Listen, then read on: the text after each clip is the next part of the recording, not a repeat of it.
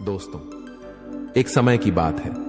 एक गांव में एक विद्वान संत अपने शिष्य के साथ रहता था। जब वह संत मरने ही वाला था, तब उसने अपने शिष्य के कानों में कहा, बेटा, मेरी इस बात को हमेशा याद रखना कि जीवन में कभी भी बिल्ली मत पालना। शिष्य हैरान रह गया। इससे पहले वो कुछ पूछ पाता, संत चल बसे। अब वह शिष्य दिन रात इसके बारे में सोचने लगा कि गुरुजी ने मुझसे ऐसा क्यों कहा और भला मैं बिल्ली क्यों पालूंगा।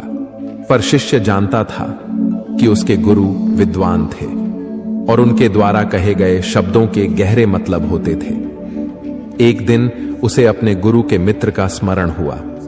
शिष्य उनसे मिलने गया और उन्हें अपने गुरु की बिल्ली ना पालने वाली अंतिम उपदेश बताई और उसका अर्थ पूछा। संत मुस्कुराए और कहा, आपके गुरु ने कुछ शब्दों में ही जीवन का पूरा सार कह दिया है। मेरे गुरु ने भी मरते हुए मुझे यही उपदेश दिया था, पर मैं मूर्ख इसका अर्थ समझ नहीं पाया और अपना जीवन बर्बाद कर लिया। आज मैं इसका अर्थ तुम्हें समझाता हूं, तुम इसे बड़े ध्यान से सुनना। जब मेरे गुरु ने मुझे बिल्ली न पालने का अंतिम उपदेश दिया था, तब मैंने उसे व्यर्थ की बात समझ लिया और कभी उसका अर्थ जानने की कोशिश नहीं किया।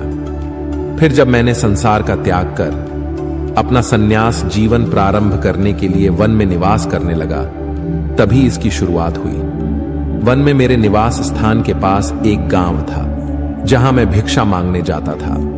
जब मैं भिक्षा मांगने के लिए जाता था, तब चूहे मेरे कपड़ों को कुतर देते थे। एक सन्यासी होने के कारण मेरे पास सीमित कपड़े थे।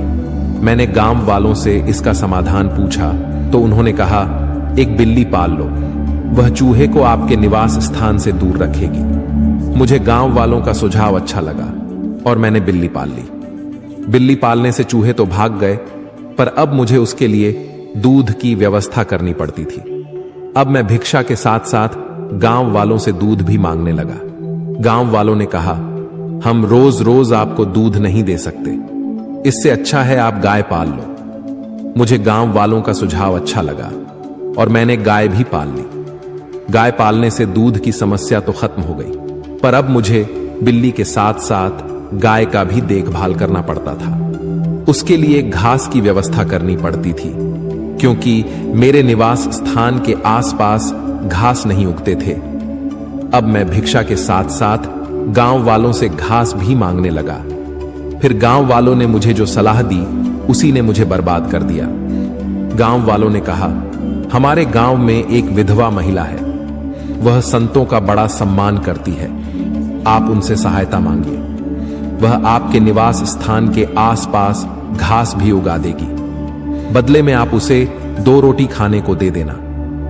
मुझे गांव वालों का सुझाव अच्छा लगा और मैंने उस विधवा महिला से सहायता मांगी।